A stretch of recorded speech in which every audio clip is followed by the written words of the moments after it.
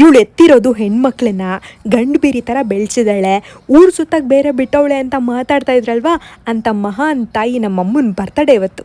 She supported all the way. ತಪ್ಪಾಡ್ಲಿ ಒಳ್ಳೇದ್ ಮಾಡ್ಲಿ.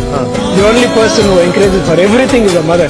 ನಮ್ಮಮ್ಮ ನನಗೆ ಮಗನ ಸ್ಥಾನ ಕೊಟ್ಟಿದ್ದಾರೆ. ನನ್ನ ಉಸಿರು ನಿಂತೋಗೋವರೆಗೂ ಆ ನಂಬಿಕೆನ ನಾನು ಉಳಿಸ್ಕೊತೀನಿ.